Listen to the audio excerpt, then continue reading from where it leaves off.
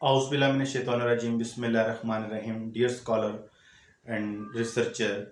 and students and fellow, अस्सलाम वालेकुम। आज जिस टॉपिक को हम डिस्कस कर रहे हैं बेसिकली वो है स्टाफ अप्रेजल। इस लेक्चर के अंदर हम समझने की कोशिश करेंगे कि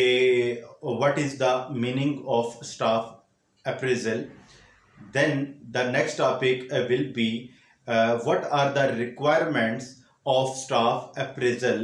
and the third topic will be inshallah what are the problems and issues of staff appraisal। सबसे पहले हम बात करते हैं स्टाफ अप्रेजल के मीनिंग की। स्टाफ अप्रेजल जो है बेसिकली एक मैनेजमेंट टूल है जिसकी मदद से हम किसी भी एम्प्लॉय की प्रोफेशनल डेवलपमेंट जो है का जो प्रोसेस है उसमें उसकी मदद करते हैं। यानी हम अगर ये कहें कि ये मैनेजमेंट टूल जो है वो मदद प्रोवाइड करता है किसी भी एम्प्लॉय की, किसी भी स्टाफ मेंबर की प्रोफेशनल डेवलपमेंट के प्रोसेस के अंदर उसकी बेहतरी के लिए, उसकी इम्प्रूवमेंट के लिए, उन स्किल्स को जो प्रोफेशनल स्किल्स हैं या प्रोफेशनलिज्म जो है उसको लर्न करने के लिए, उसको अंडरस्टैंड करने के लिए ये एक मैनेजमेंट का टूल है जो इस्तेमाल किया जाता है। अब अगर हम बात करते हैं इसकी रिक्वायरमेंट की कि वो कौन सी ऐसी रिक्वायरमेंट्स हैं जिसकी मदद से हम स्टाफ अप्रेजल जो है उसको उस प्रोसेस को कंप्लीट कर सकते हैं, तो जो पहली जो है रिक्वायरमेंट है वो ये है कि क्वालिटी ऑफ वर्क। यानी ये किसी भी एम्प्लॉय के अंदर एक ऐसा माइंडसेट क्रिएट करती है, ऐसा माइंडसेट डेवलप करती है कि जो एक स्टाफ मेंबर जो है वो प्रोफेशनल डेवलपमेंट के दौरान क्वालिटी ऑफ वर्क जो है उसको मेक श्योर कर सके कि कोई भी प्रोफेशनल बंदा होगा, अगर आप उसके काम को देखेंगे तो उस काम के अंदर आपको क्वालिटी नज़र आएगी। इसका मतलब ये है कि जो बेसिक और जो फर्स्ट रिक्वायरमेंट है जो स्टाफ अप्रेजल की वो है quality of work. Second number के ऊपर अगर हम बात करते हैं तो ये हमारे पास आ जाती है क्वांटिटी ऑफ वर्क। यानी जब आप बहुत ज़्यादा काम करते हैं या किसी बहुत लेंथी मतलब प्रोसीजर का हिस्सा बन जाते हैं तो ऑटोमेटिकली जो आपके काम की क्वालिटी है वो डाउन हो जाती है। तो इसका मतलब यह है कि आप किसी भी टास्क को छोटे छोटे टुकड़ों के अंदर करें ताकि उसकी क्वालिटी को मेंटेन कर सकें और एक नशिस्त के अंदर आपकी क्वांटिटी ऑफ वर्क जो है वो भी एक लिमिटेड स्टेज के ऊपर होना चाहिए, ताकि अगर आप क्वांटिटी को बढ़ाते जाएंगे तो आपके काम की क्वालिटी जो होगी वो ऑटोमेटिकली नीचे आना शुरू हो जाएगी। तो जब हम रिक्वायरमेंट ऑफ स्टाफ अप्रेजल की बात करते हैं तो क्वालिटी ऑफ वर्क के लिए मस्ट है कि क्वांटिटी ऑफ वर्क जो है वो कम होना चाहिए। इसके बाद जो एक अच्छी स्किल्स जो है वो स्टाफ अप्रेजल के दौरान जो है वो पैदा की जाती है या होती है वो है अकाउंटेबिलिटी। अकाउंटेबिलिटी का मतलब है एहतसाब करना। एहतसाब यानी आप जायज़ा लेते हैं कि आपका काम किस हद तक आला मियार का है या आपका काम किस हद तक अपने मकासद को पूरा कर सकता है। तो अकाउंटेबिलिटी के अंदर जो है वो आप एहतसाबी प्रोसीजर में से गुजरते हैं और अपने काम की क्वालिटी को इम्प्रूव करने की कोशिश करते हैं। उसके बाद अगर हम बात करते हैं कि स्टाफ अप्रेजल के अंदर टीम वर्क जो है, यानी कहते हैं ना कि एक हमने एक मिसाल सुनी है कि एक होता है और दो 11 होते हैं। तो इसका मतलब ये है कि टीम वर्क जो कलेक्टिवली जब काम किया जाता है तो आपके काम के अंदर डिफरेंट आइडियाज़ जो है वो मर्ज होते हैं। इसके बाद आपका काम जो है उसके अंदर क्वालिटी जो है वो उसको इन्हेंस किया जाता है और काम की क्वांटिटी जो है उसको भी आप इन्हेंस कर सकते हैं। तो इस प्रोसीजर के अंदर स्टाफ अप्रेजल के अंदर जो है आपकी टीम वर्क की जो क्वालिटी होती है, जो कलेक्टिव काम जो होता है, जो कोलैबोरेशन के साथ काम किया जाता है, उस क्वालिटी को भी इम्प्रूव किया जाता है। क्योंकि ये मैनेजमेंट टूल है तो ये मैनेजमेंट टूल इस तरीके से इस्तेमाल होता है कि आपकी प्रोफेशनल जो डेवलपमेंट है उसको किया जा सके। उसके बाद हमारे पास जो नेक्स्ट अगर जो मतलब जो क्वालिटी जो है वो पॉलिश होती है वो पंक्चुअलिटी की है। यानी जो भी प्रोफेशनल होगा, जब भी प्रोफेशनल डेवलपमेंट होगी तो पंक्चुअलिटी जो है वो आपकी आप ये कह लें कि फर्स्ट प्रायोरिटी होगी। तो जो प्रोफेशनल बंदा होता है, जो आप ये कह लें कि प्रोफेशनल स्टाफ मेंबर होगा वो हमेशा पंक्चुअल होगा और जो कमिटमेंट उसकी की हुई होगी उस कमिटमेंट के अकॉर्डिंगली वो अपने काम को कंप्लीट करने की कोशिश करेगा, और ये एक बहुत अच्छी क्वालिटी है किसी भी स्टाफ मेंबर की। उसके बाद जो नेक्स्ट टाइम जो टॉपिक हमारे पास आता है जो आपकी स्टाफ अप्रेजल के हवाले से है, वो है आपकी कम्युनिकेशन स्किल। यानी कम्युनिकेशन स्किल का मतलब है कि आप किसी भी बात को कितने अच्छे तरीके से अपनी ऑडियंस तक पहुंचा सकते हैं, यानी कम्युनिकेट कर सकते हैं। आपने जो मैसेज देना है, आपने जो अपनी बात है उसको किस हद तक अपने ऑडियंस को आपने उनको समझा दिया। तो इसलिए मतलब इस क्वालिटी के अंदर हम ये चीज़ देखते हैं कि आपकी ये जो स्किल है, जो कम्युनिकेशन स्किल है, यानी गुफ्तगू करने की, कम्युनिकेट करने की, किसी भी मौजू को अच्छे तरीके से या किसी भी बात को अच्छे तरीके से अपने ऑडियंस तक, अपने सामीन तक जो है वो पहुंचा देने की, ये स्किल्स भी जो है वो आपकी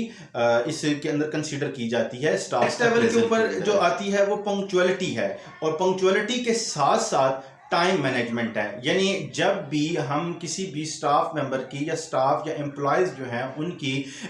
स्टाफ अप्रेजल की बात करते हैं, जब हम उनकी प्रोफेशनल डेवलपमेंट की बात करते हैं, तो उनको मस्ट ये बात जो है वो बताई और सिखाई जाती है और ये स्किल डेवलप की जाती है कि टाइम मैनेजमेंट जो है उसको आप मस्ट कंसीडर करें, क्योंकि अगर आप टाइम को मैनेज नहीं करके अपने टास्क को कंप्लीट करेंगे तो आपका काम जो है या जो भी ड्यूटी और रिस्पॉन्सिबिलिटी है वो अच्छे तरीके से कंप्लीट नहीं हो सकेगी। इसलिए ज़रूरी है कि जब भी प्रोफेशनल डेवलपमेंट की जाए या प्रोफेशनल डेवलपमेंट का प्रोसेस किया जाए या प्रोफेशनल डेवलपमेंट की कोई भी वर्कशॉप या कोई भी एक्टिविटी जो है परफॉर्म की जाए, उसमें तमाम के तमाम जो पार्टिसिपेंट्स हैं उनको टाइम जो मैनेजमेंट है वो सिखाई जाती है, वो बताई जाती है, उसके ऊपर उनको कन्विंस किया जाता है कि आपका टास्क जो है वो हमेशा इन टाइम कंप्लीट होगा। आप जब टाइम को आप ये कह लें, आप जब टाइम को कंसीडर करेंगे, जब आप टाइम बाउंड होकर काम करेंगे तो आपका काम जो है वो विद इन टाइम और अच्छी क्वालिटी। इसके बाद नेक्स्ट जो क्वालिटी हमारे पास आती है जो कि स्टाफ अप्रेजल जो प्रोसेस है, जो मैनेजमेंट टूल है इसको इस्तेमाल करने के, वो है लीडरशिप कैपेबिलिटी। के कुछ क्वालिटीज़ ऐसी होती हैं जो किसी भी स्टाफ के अंदर मौजूद होती हैं, और वो है लीडरशिप, कि आप अपने ग्रुप को कैसे लीड करेंगे। और जो लीडर होता है उसके अंदर ये पावर होती है कि, और ये खूबी होती है, ये क्वालिटी होती है कि वो उसकी कम्युनिकेशन स्किल अच्छी होती है, उसके पास नॉलेज होता है, उसके पास टाइम मैनेजमेंट जो है वो स्किल होती है कि वो अपने तमाम टास्क को विद इन टाइम जो है कंप्लीट करते हैं। तो इसके अलावा जो है जो उनकी जॉब के ऊपर जो जॉब की एक्सपर्टीज़ हैं उसके ऊपर उनका बहुत ज़्यादा कमांड होती है, कंटेंट के ऊपर उनकी कमांड होती है। तो ये सारी की सारी एक्टिविटीज़ जो होती हैं, जो ये बेसिक रिक्वायरमेंट्स हैं स्टाफ अप्रेजल की। अब हम गुफ्तगू करते हैं, अब हम बात करते हैं वो कौन से ऐसे मसाइल और मुश्किलात हैं जो कि स्टाफ अप्रेजल के प्रोसेस या इस टूल की इम्प्लीमेंटेशन, या आप ये कहें कि एम्प्लॉय की प्रोफेशनल डेवलपमेंट जो है उसको उस प्रोसीजर के अंदर जो है फेस करने पड़ते हैं। हम इसके मुतालिक जो है थोड़ी सी डिटेल के साथ गुफ्तगू करते हैं। जब हम बात करते हैं इश्यूज़ की और उन प्रॉब्लम्स की जो कि हमें स्टाफ अप्रेजल जो है उसके अंदर जो है उसकी इम्प्लीमेंटेशन के अंदर जो है वो फेस करनी पड़ती हैं, उसमें सबसे पहले है हॉलो इफेक्ट। हॉलो इफेक्ट का मतलब ये है कि आप किसी भी शख्स के मुतालिक जो है अपने माइंड में एक परसेप्शन क्रिएट कर लेते हैं। वो मे भी परसेप्शन पॉजिटिव भी हो सकती है, वो परसेप्शन में भी नेगेटिव भी हो सकती है, और उसी ही बिहाफ के ऊपर जो है आप किसी की भी परफॉर्मेंस को जज करना शुरू कर दें। तो ये भी आपका जो स्टाफ अप्रेजल का जो प्रोसेस है उसमें प्रॉब्लम करती है। ये एक मेन इशू के तौर पर कंसीडर किया जाता है। उसके बाद जो सेकंड है वो पर्सनल बायसनेस है। पर्सनल बायसनेस का मतलब ये होता है कि ज़ाती तौर पर आप किसी के साथ जो है वो मुखासमत का शिकार होते हैं, या ज़ाती तौर पर किसी भी वजह से कोई शख्स जो है वो आपको पसंद नहीं है, या मतलब आप ये कह लें कि बहुत सारे फैक्टर्स जो हैं वो आपकी नापसंदीदगी के इन्वॉल्व हो सकते हैं, जिसकी वजह से आप जो है वो उस स्टाफ मेंबर्स या उस एम्प्लॉय के मतलब अपना अपना एक आइडिया जो है क्रिएट कर लेते हैं और आप उसी ही के अकॉर्डिंग जजमेंट करते हैं अपने स्टाफ मेंबर की या अपने एम्प्लॉयज़ की, या आप अगर इसको हम टीचिंग लर्निंग प्रोसेस के अंदर लेके चलें तो उसके अंदर जो है अपने लर्नर्स स्टूडेंट्स जो हैं उसके मतलब आप एक परसेप्शन क्रिएट कर लेते हैं। तो पर्सनल बाइसनेस जो है ये भी एक बहुत बड़ा प्रॉब्लम है, एक बहुत बड़ा इशू है जो कि आपकी जो प्रोफेशनल डेवलपमेंट का जो प्रोसेस है उसके अंदर फेस करना पड़ता है। उसके बाद अगर हम बात करते हैं तो वो है लैक ऑफ ट्रेनिंग की, क्योंकि एक्सपर्टीज रिसोर्सेज की कमी की वजह से जो आपके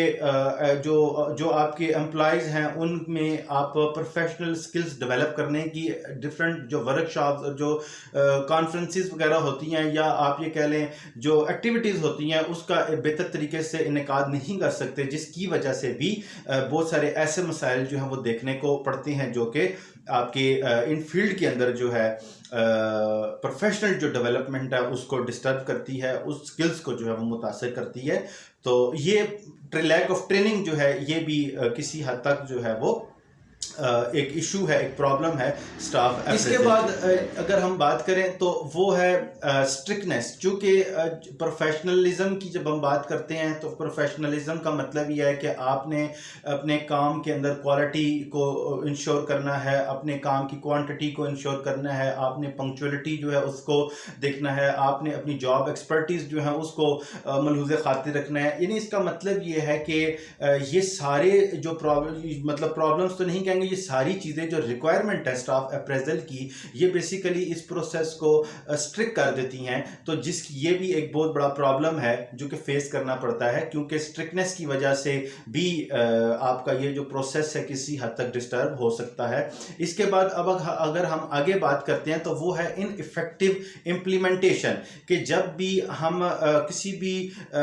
स्किल्स की डेवलपमेंट के लिए कोई एक्टिविटी परफॉर्म करते हैं तो या कोई भी रोड मैप तैयार करते हैं तो उसकी इम्प्लीमेंटेशन जो है वो इनइफेक्टिव होती है। उसके डिफरेंट फैक्टर्स हो सकते हैं जिसकी वजह से भी आपके जो स्टाफ अप्रेजल जो है वो डिस्टर्ब होती है।